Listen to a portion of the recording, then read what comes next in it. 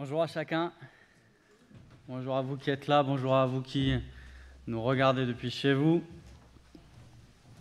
Si je vous dis David Goggins, ce nom ne vous dit sûrement rien, et pourtant il est surnommé l'homme le plus coriace au monde. Pourquoi ? D'abord parce qu'il a survécu à ce qu'on appelle 3 Hell Week, des semaines de l'enfer. Ces semaines, c'est une partie du processus de recrutement des Navy SEAL. C'est une unité d'élite de l'armée américaine. Et pendant cette semaine, les recrues sont poussés à bout. Pendant toute la semaine, ils sont constamment pressés par des exercices physiques et psychologiques. Le but, c'est de tester leur endurance, de mesurer leur résistance à la pression physique et à la pression mentale. Et pendant 5 jours et demi, les soldats sont continuellement dans un effort extrême, soumis à l'humidité, au froid. Ah oui, et puis, ils ne dorment que 4 heures pendant ces 5 jours, en tout. Un soldat décrit « Le but, c'est de pousser les corps à la limite pour être ensuite capable de faire face à n'importe quelle condition. » En fait, plus de la moitié des recrues abandonnent à ce moment-là. David Goggins s'est porté volontaire pour faire 3 Hell Week en 1 an. Mais ce n'est pas le pire, et ce n'est pas pour ça qu'il est réputé l'homme le plus coriace du monde. Alors qu'il était déjà enrôlé dans l'armée, il se porte volontaire pour une course. Le but de la course était de faire le plus de kilomètres possible en 24 heures. Et son but à David Goggins, c'était de faire plus de 160 kilomètres parce qu'il voulait se qualifier à une autre course où il devrait faire encore plus de kilomètres. Le problème, c'est qu'à l'époque, il ne court pas, il ne court jamais. Il déteste ça. Il n'a jamais couru de marathon, ni même de semi-marathon, et il s'inscrit à cette course de 160 km en 24 heures. Autre facteur peu négligeable, il mesure 1,88 m et fait 115 kg. C'est ce qu'on appelle dans le jargon un beau bébé. Il s'inscrit à la course, il commence la course, il arrive à faire les premiers 110 km en 12 heures. Une bagatelle. Et à ce moment-là, Goggins ne peut plus avancer. Il est obligé de s'asseoir sur le bord de la route. En fait, il a cassé tous les os de son pied. Et il érune du sang. Mais il ne veut pas abandonner. Il prend une bande et se compresse le pied et le fixe à son tibia pour qu'il ne puisse plus bouger. Il se lève et il continue la course. À chaque pas, il a envie de mourir. Mais il avance, il continue et finalement, il finira les 50 derniers kilomètres malgré une épouvantable douleur avec tous les os de son pied cassés. Comment a-t-il pu finir la course? Comment a-t-il pu continuer malgré toutes ces blessures? Quand on lui pose la question, David Goggins répond à ce moment-là, c'est devenu quelque chose de personnel. C'était moi contre cette course. C'était moi contre ces enfants qui m'insultaient à l'école. C'était moi contre moi. Ce qu'on va voir ce matin, mes amis, c'est que la vie chrétienne est une course d'endurance. Et il arrive parfois que nous soyons cassés, brisés de l'intérieur, et que nous ayons envie d'abandonner parce que la course est trop longue, parce que la distance qu'il nous reste à courir est trop importante. Mais nous devons persévérer. Et c'est le message de ce matin. Nous devons persévérer, pas en comptant sur notre volonté, pas en trouvant notre motivation dans toutes les injustices que nous aurions subies, pas en voulant prouver quelque chose au monde. Non, nous devons persévérer dans notre course chrétienne en nous accrochant à la grâce de Dieu. Persévérer en nous accrochant à la grâce de Dieu. Et ce matin, je vous propose qu'on voit ensemble dans ce texte d'Hébreux 12 quatre moyens que Dieu nous donne dans sa grâce pour nous motiver à persévérer dans la course chrétienne. Le premier moyen, c'est que Dieu nous donne un exemple parfait. Je vais lire avec vous les 2 premiers versets d'Hébreux 12. Si vous avez cette Bible, c'était la page 794. Je lis avec vous. Nous donc aussi, puisque nous sommes entourés d'une si grande nuée de témoins, rejetons tout fardeau et le péché qui nous enveloppe si facilement, et courons avec persévérance l'épreuve qui nous est proposée. Faisons-le en gardant les regards sur Jésus qui fait naître la foi et l'amène à la perfection. En échange de la joie qui lui était réservée, il a souffert la croix en méprisant la honte qui s'y attachait, et il s'est assis à la droite du trône de Dieu. À chaque fois que j'entends endurance ou que je lis endurance, je pense à toutes ces après-midi gâchées au collège ou au lycée. Je crois que j'aurais préféré 1 heure de colle ou 2 plutôt que d'avoir à me rendre sur le stade et à courir sans but autour d'un stade alors qu'il fait à peu près le même temps qu'aujourd'hui.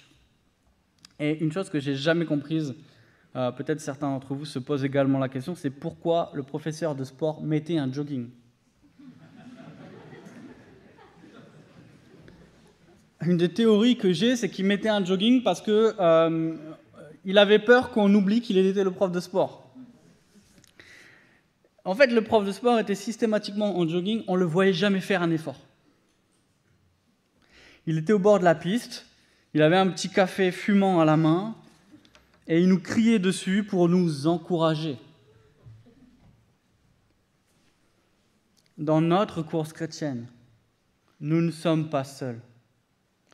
Le texte nous dit que nous sommes entourés d'une nuée de témoins, et qu'au bord de la piste, c'est toute la nuée de ceux qui nous ont précédés, qui nous regardent et que nous regardons. Tous ces témoins, c'est qui ? Ce sont ceux dont l'auteur parle juste avant. Ce sont ceux qui nous ont précédés, qui ont vaincu, ceux qui ont échappé à la mort, ceux qui ont guéri de la maladie, ceux qui ont remporté des combats, mais aussi tous les autres. Ceux qui ont été moqués, lapidés, torturés, ceux qui ont été persécutés et maltraités. C'est cette foule de témoins qui nous entoure. Et quand nous les regardons et qu'on les voit nous entourer, nous sommes encouragés. Ils sont passés par le même chemin que nous. Nous nous inscrivons dans l'histoire de tous ceux qui nous ont précédés, ceux qui ont vécu des victoires, ceux qui ont vécu des épreuves, sont passés là avant nous. Pour me mettre dans l'ambiance de cette prédication, j'ai regardé quelques courses olympiques. La première chose que les athlètes font en arrivant près des starting blocks, c'est quoi ? C'est de se déshabiller. Ils enlèvent leurs vestes, ils enlèvent leurs pantalons. Pourquoi ? Parce que ça les freinerait dans leur course. Et le texte de ce matin nous dit la première chose à faire pour persévérer dans la vie chrétienne, c'est quoi ? C'est de se débarrasser de tout fardeau et de tout péché qui nous enveloppe si facilement. Et je crains que bien souvent, nous ayons encore des choses qui nous retiennent, des choses qui nous empêchent de courir comme il le faut. Un péché peut-être que nous traînons comme un poids. Mais la course est déjà assez difficile pour que nous traînions encore un poids. C'est pourquoi l'auteur nous dit ce matin, débarrassons-nous de tout fardeau, débarrassons-nous de tout péché qui nous ralentit dans notre course chrétienne. Et le texte de ce matin nous fournit une bonne question à se poser à chaque grande orientation de notre course. Un nouveau travail. Est-ce qu'il va m'aider à mieux courir ma course ou est-ce qu'il va devenir un fardeau qui m'entrave ? Une nouvelle relation amoureuse. Est-ce qu'elle va m'aider à courir mieux la course ou est-ce qu'elle va devenir un fardeau qui m'entrave? Un déménagement, une nouvelle opportunité, est-ce qu'elles vont devenir une occasion de mieux courir ma course ou un fardeau qui m'entrave? Deuxième chose à faire, après s'être débarrassé de tout ce qui nous entrave, de tout ce qui nous enveloppe, garder les regards sur Jésus, verset 2. Pourquoi? Parce que c'est celui qui a couru la course avant nous, celui qui a souffert mais qui est allé jusqu'au bout. Il est cet exemple parfait, il est arrivé dans la gloire. Jésus n'est pas cet entraîneur qui nous crie dessus avec un café à la main. Il est notre maître qui a supporté la souffrance, qui est maintenant dans la gloire. Il n'est pas celui qui nous encourage de loin. Il est l'auteur de notre foi, nous dit le texte, et celui qui la maintient jusqu'à l'arrivée. Jusqu'à l'arrivée. Jésus a souffert avant nous, et tout l'Épître aux Hébreux, depuis le début, nous dit Jésus a souffert avant nous, mais Jésus surtout a souffert pour nous. Il est notre exemple parfait. Deuxième encouragement à persévérer dans la course, Dieu nous corrige pour notre bien. Je vais lire les versets 3 à 13. Versets 3 à 13.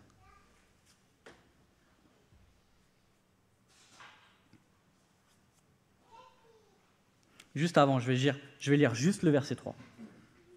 Juste le verset 3. « Pensez en effet à celui qui a supporté une telle opposition contre lui de la part des pécheurs, afin de ne pas vous laisser abattre par le découragement. » Par le découragement.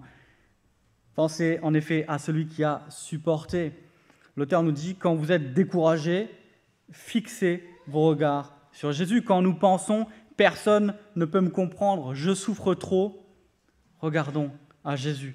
Quand nous supportons l'opposition ou que nous vivons le rejet, regardons à Jésus. C'est ce que l'auteur nous dit, il est passé par là, il nous comprend et il nous soutient. Ne vous laissez pas abattre par le découragement. Verset 4, je continue, vous n'avez pas encore résisté jusqu'au sang dans votre combat contre le péché. Et vous avez oublié l'encouragement qui vous est adressé comme à des fils. Qu'est-ce que c'est cet encouragement que nous avons oublié? Mon fils, ne méprise pas la correction du Seigneur et ne perds pas courage lorsqu'il te reprend. En effet, le Seigneur corrige celui qu'il aime et il punit tous ceux qu'il reconnaît comme ses fils. Drôle d'encouragement. On se dit, il s'est trompé de mot peut-être, il a dit, vous n'avez pas oublié l'encouragement, et après il parle de la correction. De quoi est-il en train de parler? Je continue, verset 7. Supportez la correction. C'est comme des fils que Dieu vous traite. Quel est le fils qu'un père ne corrige pas? Mais si vous êtes dispensés de la correction à laquelle tous ont part, c'est que vous êtes des enfants illégitimes et non des fils.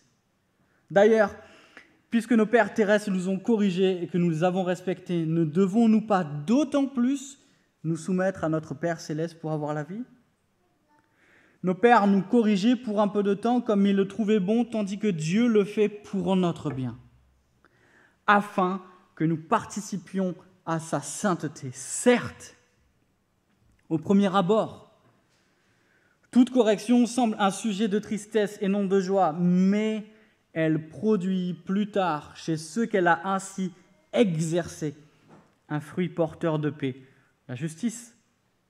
Fortifiez donc vos mains défaillantes et vos genoux flageolants, et faites des voies droites pour vos pieds, afin que ce qui est boiteux ne se démette pas, mais plutôt soit guéri. Quand on lit ça, surtout aujourd'hui, on se dit, mais en quoi est-ce un encouragement? En quoi le fait d'être corrigé devrait nous encourager? Une autre question qu'on se pose, mais comment comprendre que Dieu nous corrige? Est-ce que ça veut dire que Dieu est en train de nous punir?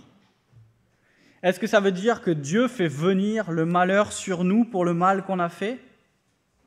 Est-ce que l'auteur est en train de dire ce qui vous arrive, c'est à cause de votre péché? Est-ce que ce qui est en train d'arriver au lecteur de la lettre, ce qui est peut-être en train de nous arriver ce matin, est-ce que Dieu est en train de nous punir à cause de notre comportement? Je ne crois pas. Je ne crois pas que ce soit ce que voulait dire l'auteur. Pourquoi ? Parce que depuis le début de la lettre, on l'a lu encore et encore. Il y a un point que l'auteur répète encore et encore. Jésus est le sacrifice parfait par lequel nos péchés sont pardonnés. Encore et encore, à de nombreuses reprises, Jésus nous dit, par son sang, Jésus nous a purifiés. Par son sacrifice, Jésus a payé pour nos péchés. Nous avons été rendus saints. Jésus nous a sanctifiés par son sacrifice, une fois pour toutes. L'auteur nous répète encore et encore, nous pouvons nous approcher de Dieu, le cœur purifié d'une mauvaise conscience. Je crois que c'est clair dans toute la lettre. La discipline n'est pas une punition pour le péché pour lequel Dieu nous a purifiés. En fait, il est question des épreuves que nous traversons, soit parce que nous vivons dans un monde déchu, soit en particulier à cause de notre foi, parce que nous vivons le rejet ou la persécution. C'était ce que les lecteurs de la lettre vivaient. Un peu plus haut, on apprend que certains ont perdu leurs biens, sûrement leur maison, leurs possessions, ou d'autres encore qui ont été emprisonnés. Et c'est pour cela, c'est parce qu'ils ont vécu tout cela que l'auteur les encourage à regarder à Jésus. Parce que lui aussi, on le lit, verset 3, il a supporté une telle opposition contre lui de la part des pécheurs. Et en regardant à Jésus, nous devons ne pas nous laisser décourager. Alors, quelle est la place de la correction ? Et pourquoi l'auteur passe autant de versets à en parler ? À quoi servent ces épreuves ? Regardons le texte ensemble pour essayer de démêler tout ça. D'abord, l'auteur nous dit, et c'est le point ici de ce passage, la correction est un encouragement parce que c'est la marque que Dieu nous considère comme ses enfants. C'est la marque que Dieu nous considère comme ses enfants. À ceux qui disent « je souffre trop », c'est la marque que Dieu ne m'aime pas. C'est sûrement ce que disaient les lecteurs de la lettre. Ils ont cru en Dieu, ils ont sûrement abandonné un style de vie, ils ont sûrement tout abandonné pour suivre Jésus. Quelque temps après, ils font face à la persécution. Ils font face à l'opposition. Certains sont emprisonnés. Certains perdent leur maison.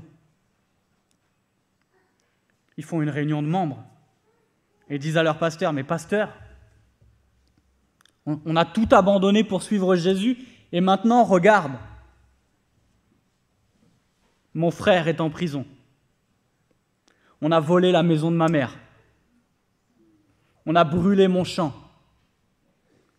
Qu'est-ce que Dieu est en train de faire? Pourquoi il me traite comme ça? Tu nous dis depuis le début que Dieu nous aime, mais regarde ce qu'il nous arrive.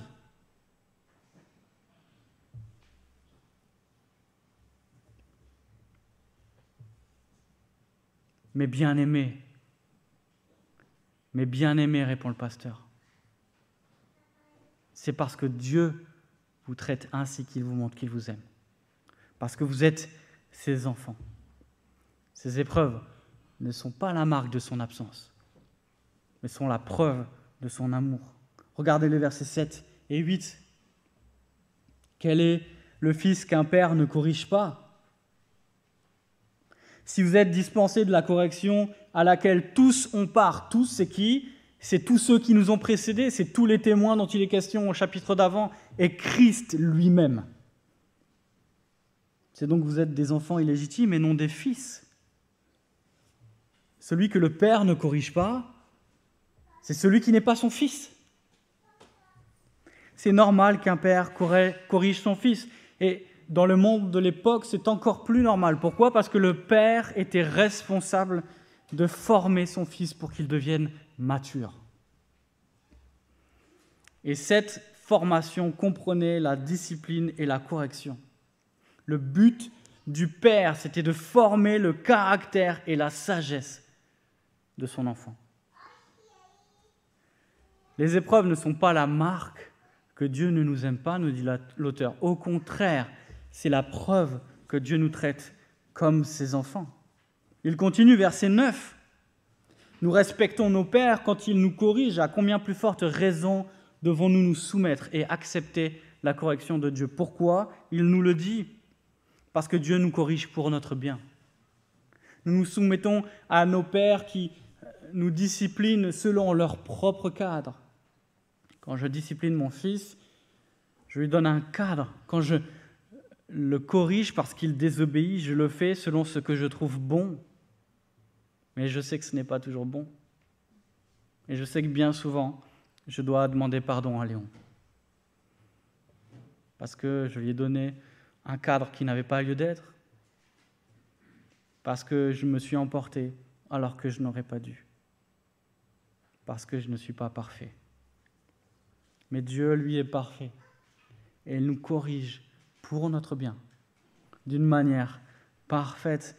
Et sa correction vise un but bien plus grand. Regardez verset 10. Dieu le fait pour notre bien afin que nous participions à sa sainteté. Le but de Dieu, mes amis, c'est de nous préparer à partager sa gloire. Quand je souffre, quand je suis dans l'épreuve, quand je suis dans le creuset, Dieu est en train de me préparer à partager sa gloire. Dieu est en train de nous sanctifier pour que nous participions à sa sainteté.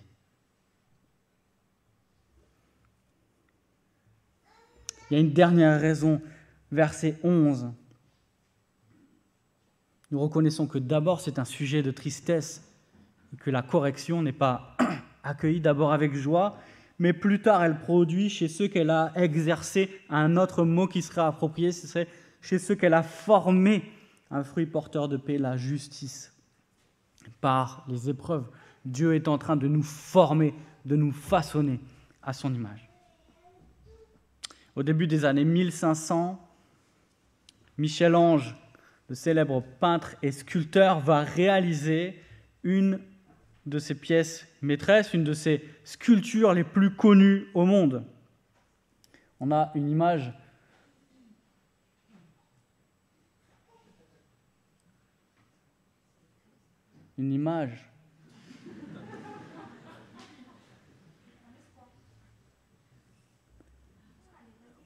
Alors là, c'est un détail.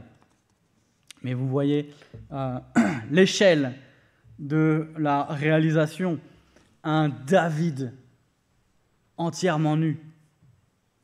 J'ai mis que le haut. Entièrement nu de 5 mètres de haut. Et pour cette statue immense, le tour de force est incroyable. Michel-Ange n'a utilisé qu'un seul bloc de marbre. Et pendant 2 ans, il va sculpter ce David en marbre, enfermé dans une grande caisse en bois pour que personne ne voit son travail avancer. Et ce n'est qu'à la fin de ces 2 ans que on enlève cette boîte et que la sculpture énorme, imposante, magnifique est dévoilée au public. Et à cause de sa nudité, la sculpture est accueillie par des jets de pierre, mais tout le monde reconnaît qu'il s'agit d'un tour de force. Une sculpture extraordinaire. Et on raconte l'histoire d'un échange avec Michel-Ange. Il y a quelqu'un qui lui demande « Michel-Ange, maître, comment avez-vous fait pour réaliser cette sculpture ?» On imagine les difficultés. On ne comprend pas comment vous avez fait pour sculpter une sculpture aussi belle dans un seul bloc de marbre. Est-ce que vous pouvez nous expliquer? Michel-Ange de répondre, c'est très simple. C'est très simple. À chaque coup de ciseau, j'enlève tout ce qui ne ressemble pas à David. Dieu fait la même chose avec nous. Petit à petit, à chaque coup de ciseau, il enlève tout ce qui ne ressemble pas à Christ en nous. Peu à peu, à chaque coup de ciseau, Dieu nous conforme à l'image de son Fils. Et dans chaque épreuve, à chaque pas, Dieu nous façonne. De la même manière que nous abandonnons tout ce qui nous empêche de courir la course chrétienne par la discipline, Dieu enlève en nous tout ce qui ne ressemble pas à Christ. Troisième encouragement à persévérer dans la course chrétienne. Dieu nous place dans une communauté attentive. Ce sont les versets 14 à 17 que je lis. Recherchez la paix avec tous et la progression dans la sainteté. Sans elle, personne ne verra le Seigneur. Veillez à ce que personne ne se prive de la grâce de Dieu et à ce qu'aucune racine d'amertume produisant des rejetons ne cause du trouble et que beaucoup n'en soient infectés. Veillez à ce qu'aucun de vous ne fasse preuve d'immoralité sexuelle ou ne se montre profanateur comme Ésaü, qui pour un seul repas a vendu son droit d'aînesse. Vous savez que plus tard, il a voulu obtenir la bénédiction, mais a été rejeté. En effet, il n'a pas pu amener son père à changer d'attitude, bien qu'il ait cherché avec larmes. Les lecteurs ont souffert. On l'a dit, ils ont perdu leurs biens, ils ont été emprisonnés. Mais on lit qu'ils n'ont pas encore souffert autant que les martyrs du chapitre 11. Regardez verset 4, je reviens un petit peu en arrière. Vous n'avez pas encore résisté jusqu'au sang dans votre combat contre le péché. Leur plus grand combat, dit l'auteur, notre plus grand combat, c'est le combat contre le péché. Ce qui nous menace le plus, ce n'est pas la souffrance, c'est l'apostasie, c'est de rejeter la foi. Le plus grand danger, ce ne sont pas les épreuves, c'est se détourner de Dieu. Il faut encourager ceux qui traversent les épreuves, entendez-moi bien. Mais il faut particulièrement veiller sur ceux qui luttent avec le péché. Et je vous rappelle ce qu'on a vu un peu plus tôt, c'est que l'Église est une AEM. Vous vous rappelez ce que c'est une AEM ? Une arme d'exhortation massive. L'Église est une arme d'exhortation massive. Tout le monde doit veiller à ce que personne ne se prive de la grâce de Dieu, on voit au verset 15. C'est-à-dire que personne ne passe à côté de la grâce de Dieu. Pourquoi faut-il veiller ? Parce que ceux qui se détournent de Dieu ne verront pas Dieu. C'est ce que nous dit le texte. Ceux qui se détournent de Dieu ne verront pas Dieu. Mais aussi parce que, verset 15, ceux qui se détournent produisent un poison qui est contagieux. Quel est ce poison qui est contagieux ? C'est le péché qui a toujours des conséquences sur ceux qui nous entourent. Ainsi, celui qui pêche ne peut pas dire « ça ne regarde pas les autres ». Celui qui pêche ne peut pas dire « ça ne regarde pas les autres ». Pourquoi ? Parce que son péché les atteint.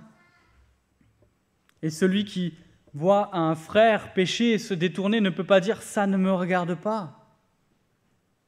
Pourquoi ? Parce que le péché d'un membre met en danger le corps tout entier. Veiller sur chacun, nous dit le texte, c'est veiller à ce que personne ne s'éloigne. C'est prendre soin des frères et des sœurs pour les encourager à persévérer. Et en faisant cela, on veille sur toute l'assemblée, en veillant les uns sur les autres, en veillant sur chacun des membres, en veillant particulièrement sur ceux qui souffrent, en veillant particulièrement sur ceux qui luttent avec le péché. C'est du corps tout entier que nous prenons soin. Et c'est vrai, on l'a vu, les épreuves sont un moyen que Dieu utilise pour nous faire grandir, un moyen qu'il utilise pour nous conformer à son image, un moyen qu'il utilise pour enlever en nous tout ce qui ne ressemble pas à son Fils. Mais on sait aussi que les épreuves sont la terre dans laquelle poussent facilement des racines d'amertume. Et l'auteur prend l'exemple d'Ésaü au verset 16 et 17. Parce qu'il avait faim pour un plat de lentilles, Ésaü a abandonné la bénédiction. Et c'est vite dit comme ça, mais il faut considérer ce que cela implique. En refusant la bénédiction, Ésaü dit « Je préfère manger maintenant qu'avoir la promesse de Dieu plus tard. » Mon ventre est plus important que la destinée de mon âme. Mes besoins maintenant, mes désirs maintenant, sont plus grands que la promesse que Dieu m'a faite concernant mon peuple. Et quand on lit cela, on est frappé entre le contraste entre Moïse et Ésaü. Je vous relis ce qu'on lit de Moïse au chapitre 11, quelques versets avant, versets 24 à 26. Je lis « C'est par la foi que, devenu grand, Moïse refusa d'être appelé fils de la fille de Pharaon, aimant mieux être maltraité avec le peuple de Dieu que d'avoir la jouissance éphémère du péché. Il estimait en effet que l'opprobre du Christ était une plus grande richesse que les trésors de l'Égypte, car il regardait plus loin, vers la récompense. Moïse a préféré être maltraité avec le peuple que d'avoir la jouissance éphémère du péché. Moïse aurait pu avoir tout ce dont on rêve.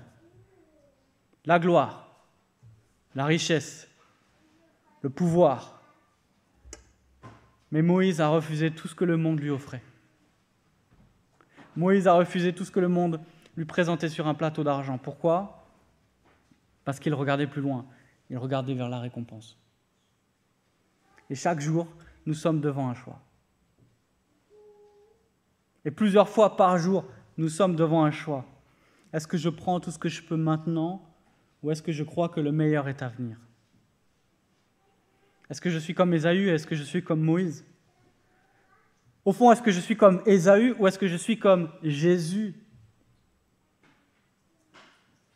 Lui qui n'a pas regardé sa gloire comme une proie à arracher, nous dit Paul, mais qui s'est humilié, qui est devenu semblable à un homme et qui a obéi jusqu'à la mort sur la croix. Dieu l'a souverainement élevé. Il a refusé le péché. Il a accepté les épreuves, il a regardé à la gloire. Il a souffert la croix en vue de la joie qui lui était réservée. Qu'est-ce qui nous pousse à pécher finalement ?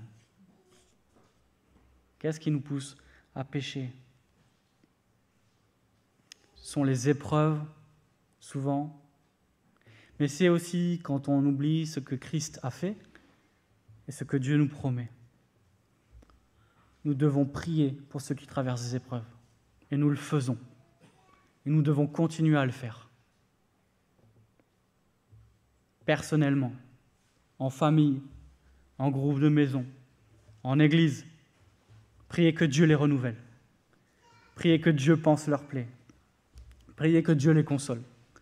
Priez que Dieu les relève. Mais nous devons aussi prier pour leur foi. Parce que dans les épreuves, la tentation est plus grande. Parce que dans l'épreuve, notre foi est éprouvée d'une manière particulière. Dans la fournaise de l'épreuve, notre foi est raffinée, oui, mais la tentation est grande d'abandonner et de se détourner. Pourquoi ? Parce que le prix à payer est grand. Et parce que le péché est parfois un raccourci. Et parce que le mensonge de l'ennemi résonne fort à nos oreilles quand il nous susurre « Franchement, t'en as assez bavé, fais-toi plaisir. » Tu peux te relâcher. Tu peux souffler un peu. Et c'est dans ces moments-là que nous devons nous entourer les uns les autres. C'est dans ces moments-là que nous devons nous encourager.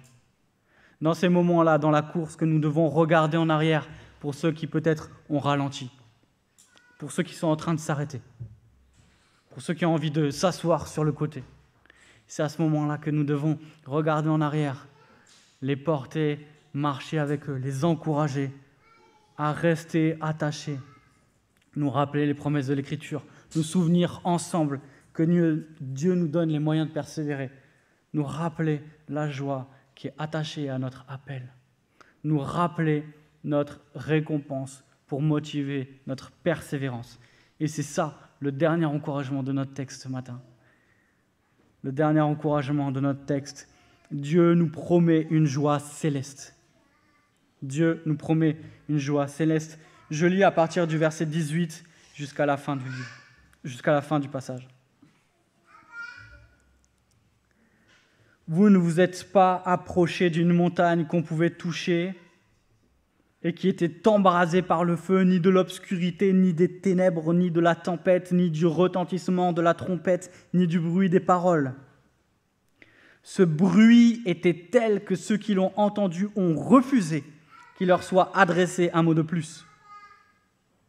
Ils ne supportaient pas en effet cette consigne. Si même une bête touche la montagne, elle sera lapidée.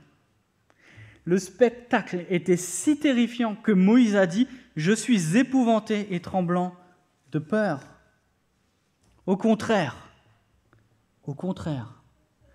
vous vous êtes approchés du mont Sion, de la cité du Dieu vivant, la Jérusalem céleste, et ces dizaines de milliers d'anges, en fait, de l'assemblée des premiers-nés inscrits dans le ciel. Vous êtes approchés de Dieu qui est le juge de tous, des esprits des justes parvenus à la perfection, de Jésus, qui est le médiateur d'une alliance nouvelle et du sang purificateur porteur d'un meilleur message que celui d'Abel. Faites attention, ne refusez pas d'écouter celui qui parle. En effet, les hommes qui ont rejeté celui qui les avertissait sur la terre n'en ont pas réchappé. Combien moins échapperons-nous si nous nous détournons de celui qui parle du haut du ciel ? Lui dont la voix avait alors ébranlé la terre, il a maintenant fait cette promesse. Une fois encore, je fais trembler non seulement la terre, mais aussi le ciel. Les mots « une fois encore » indiquent bien que les choses qui, appartenant au monde créé, peuvent être ébranlées disparaîtront, afin que celles qui sont inébranlables subsistent. C'est pourquoi, puisque nous recevons un royaume inébranlable, attachons-nous à la grâce qui nous permet de rendre à Dieu un culte qui lui soit agréable, avec respect et avec piété. Notre Dieu est en effet un feu dévorant. Le texte de ce matin se finit avec un double tableau où l'auteur met côte à côte deux montagnes qui représentent les deux alliances. Le mont Sinaï qui représente l'ancienne alliance et le mont Sion qui représente la nouvelle alliance. Le mont Sinaï inspire la terreur. Le texte nous dit on ne peut pas s'en approcher. Il est entouré d'obscurité et de ténèbres. Mais le mont Sion, la cité promise, la Jérusalem céleste, est un lieu de joie et de fête. Un lieu de joie et de fête. Le mont Sinaï est caractérisé par le bruit. On ne distingue pas vraiment les paroles de Dieu, tellement c'est terrifiant, le peuple tremble et même leur médiateur, Moïse, est épouvanté. Le peuple tremble et refuse d'écouter un mot de plus. Mais le mont Sion est porteur d'un meilleur message, clair, porteur de la vie. Ces deux montagnes représentent la relation à Dieu. Et cette montagne, ce mont Sion, représente notre accès à Dieu. On peut s'approcher de Sion avec confiance. On peut s'approcher de Dieu avec confiance. Pourquoi ? Parce que par son sang, Jésus-Christ nous permet de nous approcher de Dieu. L'accès est ouvert. Nous l'avons vu, le voile est déchiré. Chacun peut s'approcher de Dieu sans trembler, avec confiance et avec joie. Et c'est parce que nous avons accès à cette montagne que nous devons prêter attention au message qui nous est adressé. Un message qui est clair et qui est audible. Regardez les versets 25 à 27. L'auteur nous dit « Un jour, Dieu, par sa voix, ébranlera le ciel et la terre. Mais en attendant, nous qui avons accès à Dieu, prêtons attention à ses paroles, prêtons attention à ses avertissements. Ces avertissements, lesquels sont-ils? Persévérons. Regardons à Jésus. Continuons le combat contre le péché. Ne nous arrêtons pas. Ne ressemblons pas à Ésaü qui a préféré la jouissance éphémère du péché plutôt que la gloire à venir. Veillons les uns sur les autres. Approchons-nous de Dieu avec liberté et confiance. Attachons-nous à la grâce de Dieu. C'est cette grâce qui nous permet de persévérer. C'est elle qui nous permet d'avancer au milieu des épreuves. C'est elle qui nous permet de surmonter les tentations. C'est elle qui nous permet de continuer le combat contre le péché. Cette course n'est pas un combat contre nous et nous. Cette course n'est pas un combat contre nous et tous ceux qui nous ont fait du mal. Cette course est un combat contre le péché. Cette course n'est pas gagnée grâce à notre mental. Elle n'est pas gagnée grâce à notre volonté de faire. Elle est gagnée grâce à la grâce de Dieu. Cette grâce qui nous soutient. Et comment Dieu fait-il pour nous soutenir durant cette course? Par nos frères et sœurs, par ceux qui nous entourent. Dieu nous a placés les uns à côté des autres pour prendre soin les uns des autres, pour nous encourager à persévérer, pour nous rappeler que c'est cette grâce qui nous fait avancer, pour nous rappeler que c'est par sa grâce que nous sommes entrés dans la course, que dans sa grâce, Dieu a envoyé son Fils payer pour notre péché, que dans sa grâce, Dieu nous soutient jusqu'à la fin, jusque dans la gloire, que dans sa grâce, Dieu est en train de nous former, de nous façonner, de nous sanctifier pour qu'un jour nous puissions participer à sa sainteté, pour qu'un jour dans sa grâce, nous puissions participer à cette fête et vivre cette joie dont il est question dans cette Jérusalem céleste, dans cette cité qui nous est promise. Nous nous sommes approchés de cette cité d'où nous le texte. Nous sommes déjà approchés du Dieu vivant et vrai. Une cité de joie et de fête. Mais nous n'y sommes pas encore arrivés.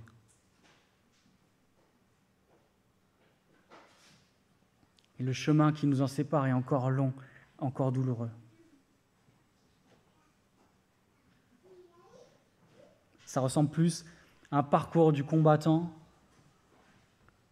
qu'à un 400 mètres. Mes frères et sœurs, nous devons vivre à la lumière de ce royaume inébranlable. Regardez au verset 28. Nous recevons un royaume inébranlable. Attachons-nous à la grâce qui nous permet de rendre à Dieu un culte qui lui soit agréable, avec respect et avec piété. À chaque fois que nous venons rendre un culte avec les frères et sœurs, à chaque fois que nous nous rendons ici ensemble dans le rassemblement des rachetés, à chaque fois nous avons un avant-goût de cette cité céleste. À chaque fois nous avons un avant-goût de cette joie et de cette fête qui nous attendent. Et à chaque fois nous nous rappelons ensemble que nous recevons ce royaume inébranlable. Mais à chaque fois, nous voulons aussi nous encourager les uns les autres et ne pas vivre dans l'illusion. Le combat est dur. Le chemin est encore long. L'épreuve est éprouvante. Mais à chaque fois que nous nous retrouvons, en église, dans les groupes de maison, entre frères et sœurs, nous voulons nous rappeler les promesses de Dieu sont là, elles subsistent et elles sont vraies. La grâce de Dieu nous soutient et nous conduit vers sa gloire. Mes bien-aimés, je sais qu'il y a des Louis parmi vous. Je sais que certains d'entre vous sont fatigués.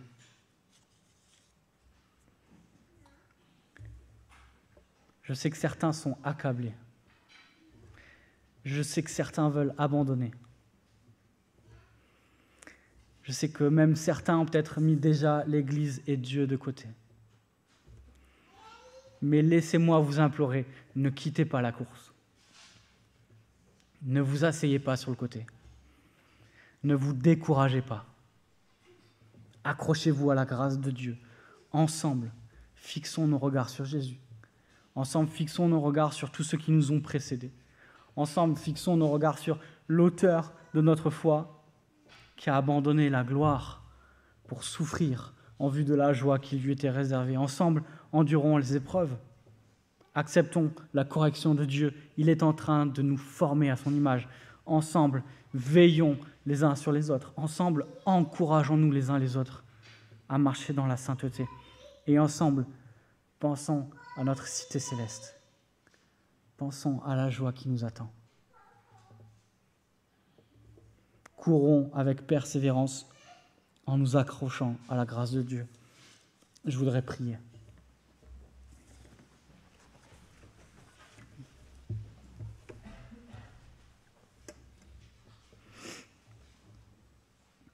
Père céleste, Dieu de grâce,